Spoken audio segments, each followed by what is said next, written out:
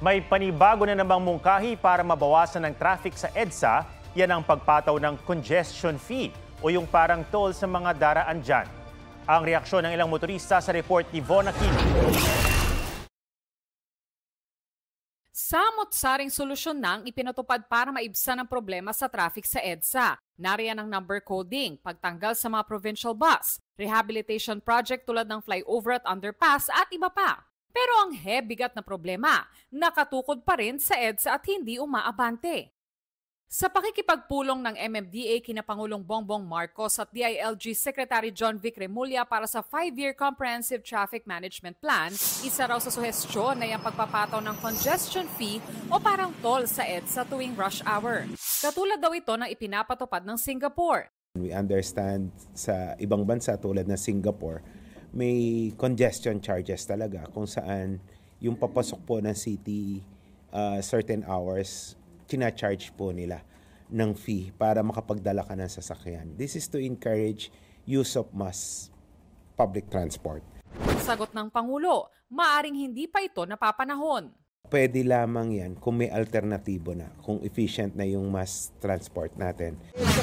Tinanong namin ang ilang car owners tungkol dito. Mga 20 pesos.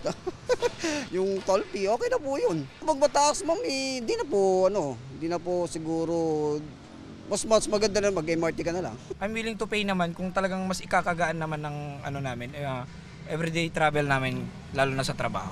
Dapat wag mo muna kasi parang ang dami po kasing matatamaan, ma'am. Tapos taas na po yung mga bilihin. Sa tax, dyan na yung kinukuha yung maintenance ng kalsada eh.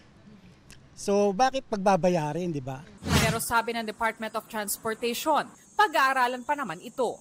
Dapat i-review, pag-aralan ng how it will go dahil na maraming mga dagusan ang EDSA.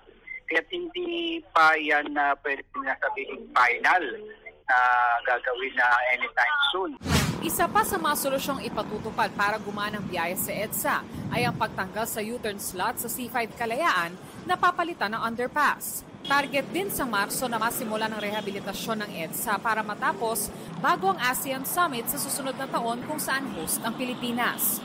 Kinumpirma rin ng MMDA na napag-usapan din ang pagtanggal ng EDSA bus carousel at pagdaragdag ng kapasidad ng MRT. Kung maka-accommodate naman sa taas, sa tren yung mga pasahero, we don't see the need na magkaroon pa ng bus. Kasi exactly the same route nga siya.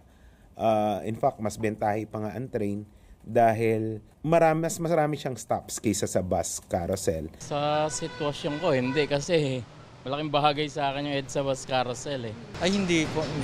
Mag-MRT na lang din po ako. Pero paglilinaw ng MMDA, gagawin lang ito kapag naitaas na ang kapasidad ng MRT3. Von Aquino nagbabalita para sa GMA Integrated News.